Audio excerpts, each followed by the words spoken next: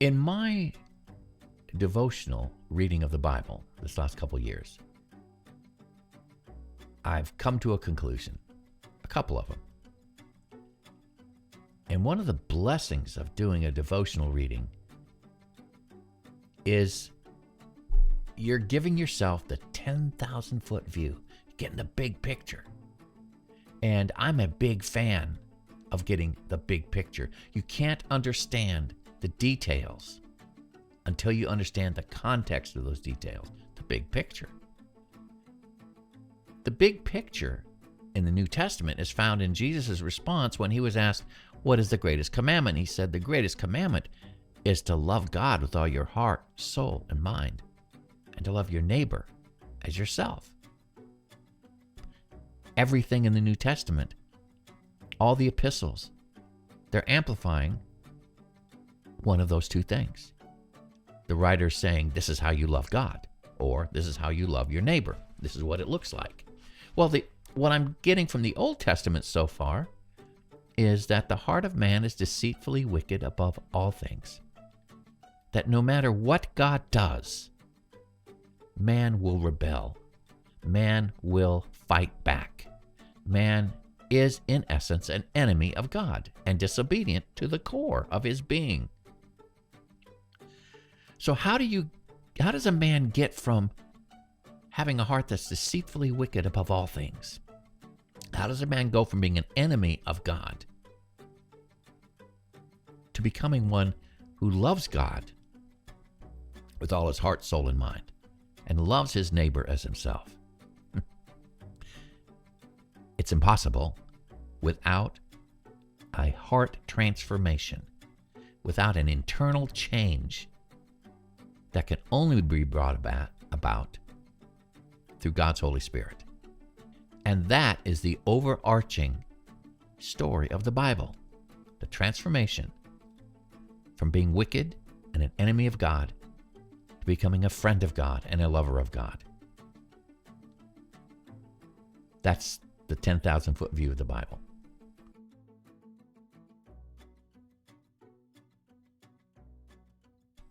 Greetings and salutations. Welcome to another episode of Coffee, the Bible, and Page. I'm Page, your caffeine-imbued host. Here is my caffeine. And they all said, in the beginning, coffee. And lo, it was very good. And it is. All right, today we're going to be going to 2 Samuel chapter 10. And I've been puzzling about this because I can't pull a lot of moral messages out of this. But I do have some observations to make. And this is perhaps a good lesson on what not to do. Sometimes a lesson about what not to do is of greater value than being told what to do. We're going to see that today. So let's just take a look at it. We'll read through the chapter, and I have a few comments. Then I'm going to go finish my coffee and get ready for tomorrow's devotional in chapter 11. Here we go, chapter 10. In the course of time, the king of the Ammonites died, and his son Hanun succeeded him as king. David thought, I will show kindness to Hanun, son of Nahash, just as his father showed kindness to me. Well, the Ammonites showed kindness to David's family when David was having issues running away from Saul. The Ammonites showed kindness to David's family, so he's going to honor the former king's memory and visit his son and just strengthen the relationship between their two countries. So David sent a delegation to express his sympathy to Hanun concerning his father. And when David's men came to the land of the Ammonites, the Ammonite commanders said to Hanun, their lord, "Do you think David is honoring your father by sending envoys to you to express sympathy? Hasn't David sent them to you only to explore the city and spy it out and overthrow it?" So Hanun seized David's envoys, shaved off half of each man's beard, cut off their garments at the buttocks, and sent them away. When David was told about this, he sent messengers to meet the men, for they were greatly humiliated. The king said, "Stay at Jericho till your beards have grown, and then come back." When the Ammonites realized that they'd become obnoxious to David, they hired 20,000 Aramean foot soldiers from Beth Rahab and Zebah, as well as the king of Maacah with 1,000 men, and also 12,000 men from Tob. On hearing this, David sent Joab out with the entire army of fighting men. The Ammonites came out and drew up in battle formation at the entrance of their city gates, while the Arameans of Zobah and Rahab and the men of Tob and Maacah were by themselves in the open country. They had Joab and his men framed, boxed in. Joab saw that there were battle lines in front of him and behind him. So he selected some of the best troops in Israel and deployed them against the Arameans. He put the rest of the men under the command of Abishai, his brother, and deployed them against the Ammonites. Joab said, "If the Arameans are too strong for me, then you are to come to my rescue. But if the Ammonites are too strong for you, I will come to rescue you. Be strong and only let us fight bravely for our people and the cities of our God. The Lord will do what is good in his sight." Then Joab and the troops with him advanced to fight the Arameans, and they fled before him. When the Ammonites realized that the Arameans were fleeing, they fled before Abishai and went inside the city. So Joab returned from fighting the Ammonites and came to Jerusalem. All right, Joab basically had the mercenaries on behind him, with the Arameans in front of him in the city, and Joab made the decision, I'm going to take my best men and go against the mercenaries. You handle the Ammonites. And when he advanced on the mercenaries, they fled before him. And then the Ammonites went and hid in their city. Joab didn't see any reason to continue this conflict. It was done. And so he returned home.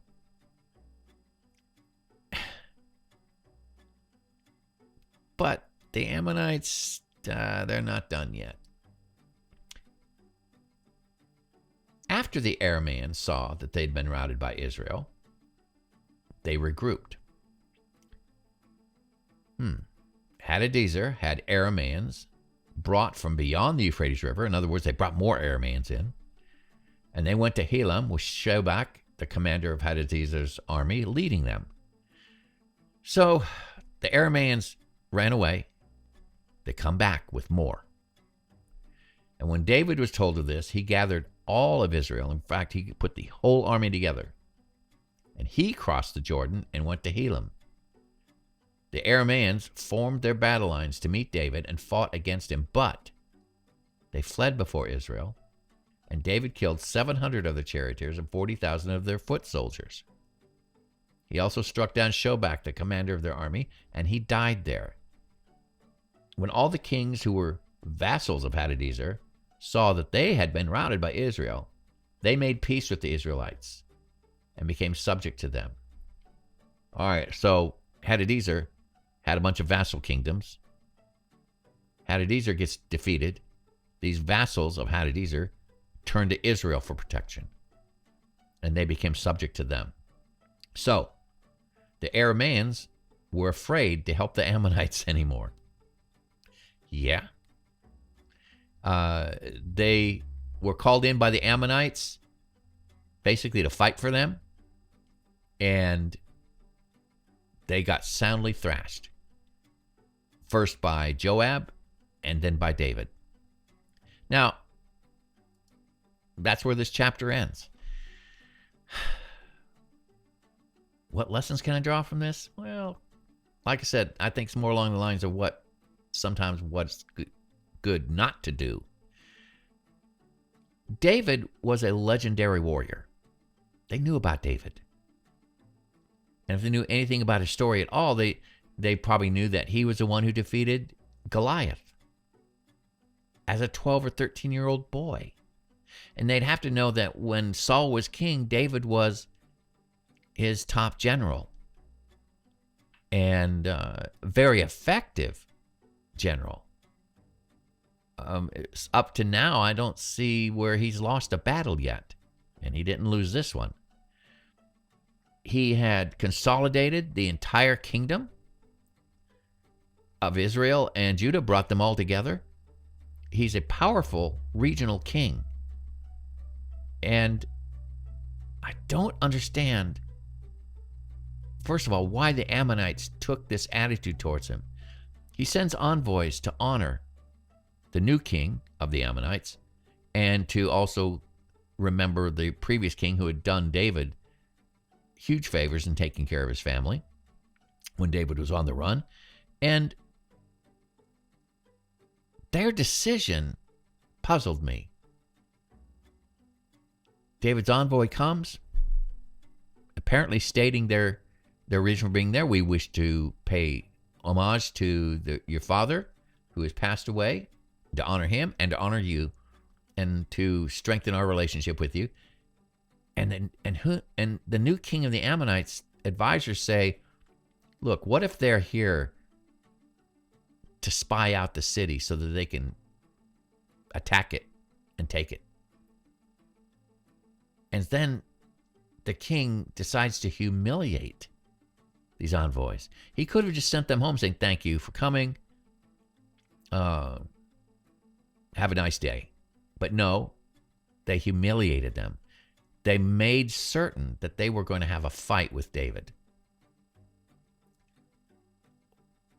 I just don't.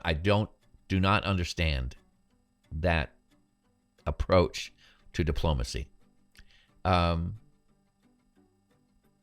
They provoked a fight with a legendary general, a legendary leader, who is now king of a powerful regional nation. Israel was a new nation. The 12 tribes united with Judah and the rest of Israel, they were a powerful national power. And what the Ammonites thought they could gain from acting like this, I just don't get. You know, if they thought that Israel was there to spy them out, then the last thing I would do would be to make sure that there was a fight coming, because they didn't know there was a fight coming. There wasn't. David was not interested in fighting the Ammonites. So I don't understand the Ammonites' response to this, except that sometimes bullies act irrationally. And it sounds like Hunan's, was that his name? Hunan? Hanan.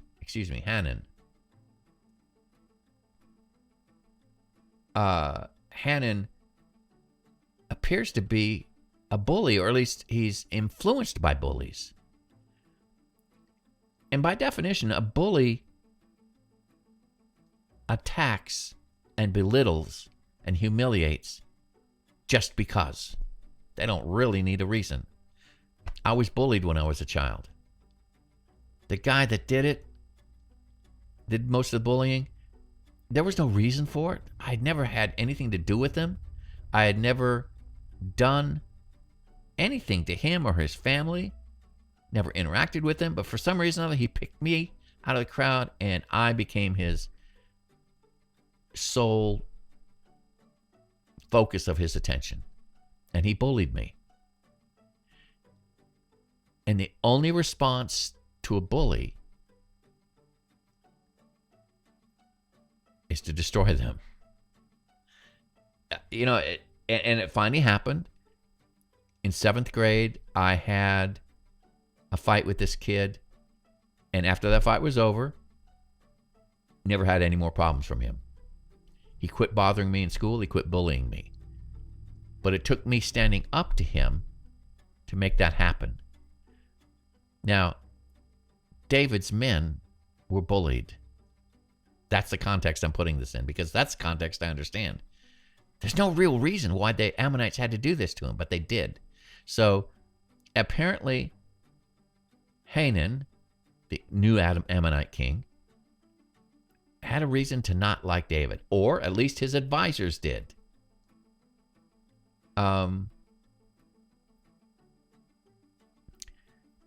They didn't like David for some reason, and they advised Hanan to look at this envoy with suspicion, and Hanan's response was to humiliate the envoys. And the only way you deal with the bully is to jump back in their face. And that's what David did.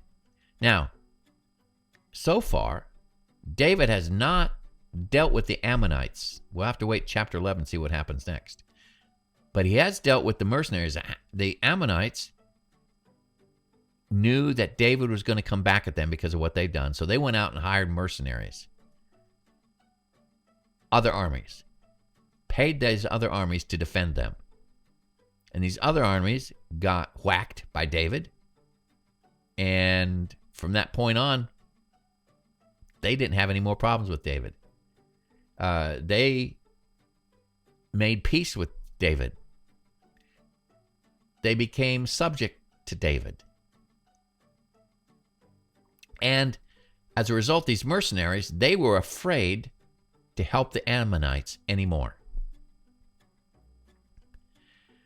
So, not a lot of deep stuff here happening, but I do see again David taking control of his kingdom, establishing boundaries, and letting the neighboring kingdoms around him know that he is not one to be bullied.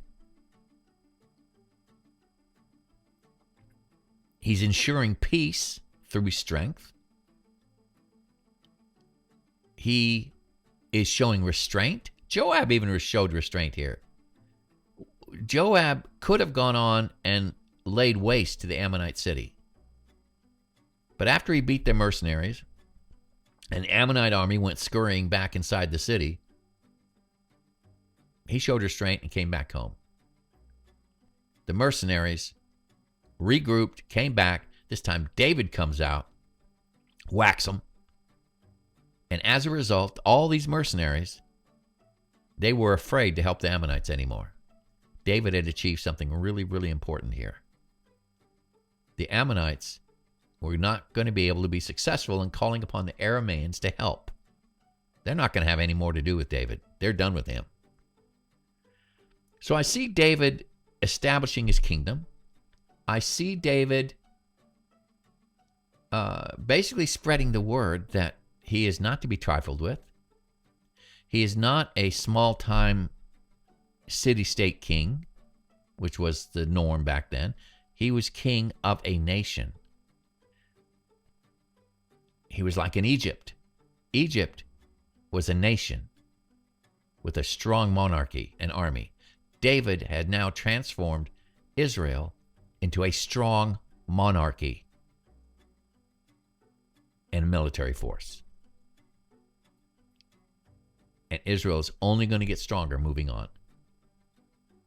So I'm not sure, again, what super duper morality tales we can pull out of this, except that the Ammonites were just dumb. They intentionally antagonized a legendary general and new king. Don't know why.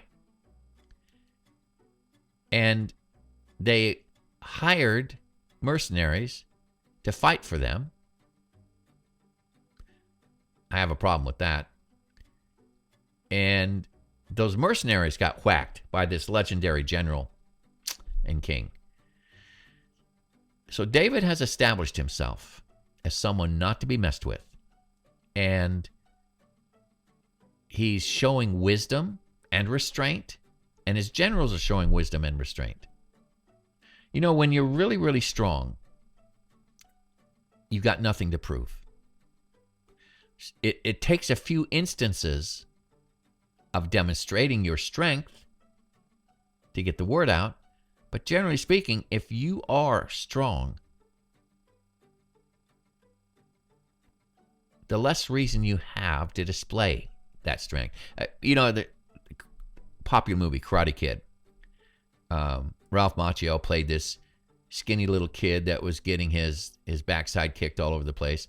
And it turns out the gardener at his apartment complex is a groundskeeper at the apartment complex was a karate sensei. And he takes David under his wing and teaches him karate. And in one of his training sequences, he asks Daniel-san,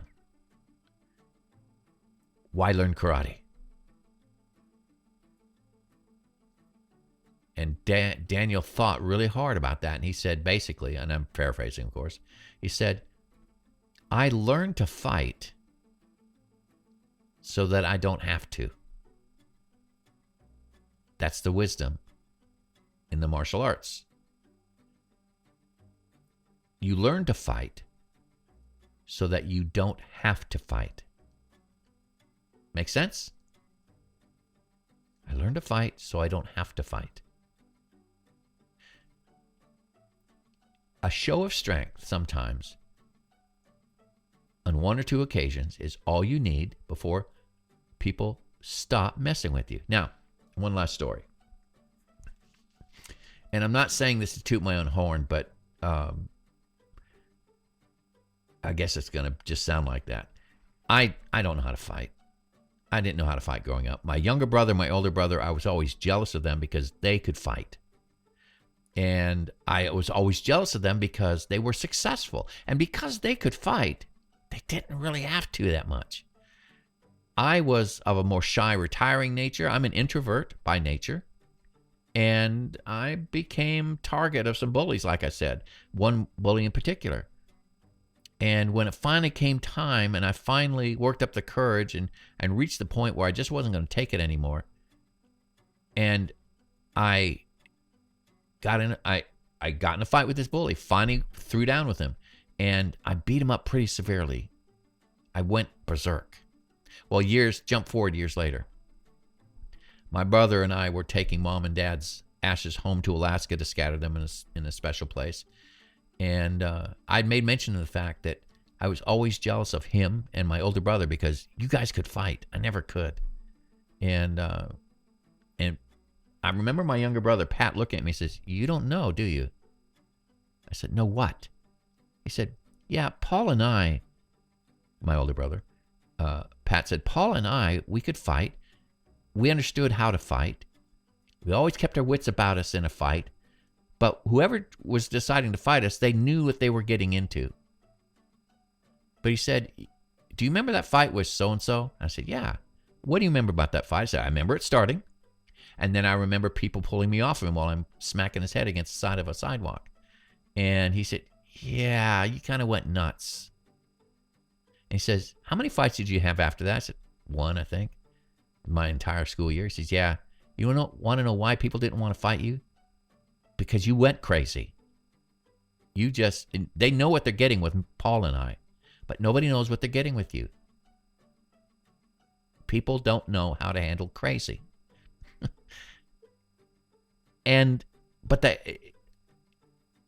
He said that's why he didn't have many fights, because odds are you were going to go nuts. But that drove home a point to me that one show of force kept me from having to do it. Now, there's a lot of holes in that argument. For instance, my younger brother, he got in a good share of fights. I don't understand why he got into a lot of fights. Maybe he instigated some of them. I don't know. But I know that for me, going nuts that one time kept other guys from wanting to push that button. And again, that's not tooting my own horn, because honestly, I couldn't fight my way out of a wet paper bag. I don't understand how all that works. And I discovered that when you hit somebody, they show a tendency to want to get back up and hit you back. And my older brother used to tell me, he says, if you hit somebody with your Sunday punch and they get back up, consider the fact that you just lost your fight. Well, David hit the Arameans and they didn't get back up. He thoroughly defeated these people.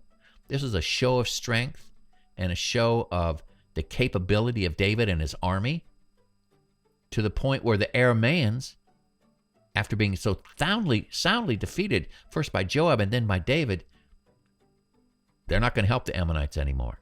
That show of force ensured a level of peace and non-fighting from that arena. The Arameans weren't going to mess with David anymore. They weren't going to help the Ammonites anymore. So maybe that's the lesson we can pull out of this. I don't know. It's your call. But then again, I just see David establishing his kingdom. And he's a strong king. All right. I think I'm going to stop there. Paige, here's my coffee. And lo, it's still very good. I'm out of here, folks. Have a great day. Bye-bye.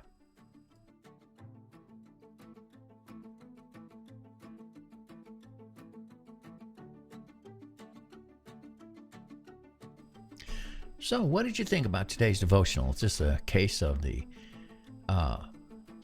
Ammonites trying to become a bully, and it didn't work out exactly in their favor. Is David becoming more than just a regional potentate? I'd be interested in your thoughts. Email me at ffog@me.com. And until next time, I'm Paige, and you're not. Have a great day. Bye-bye.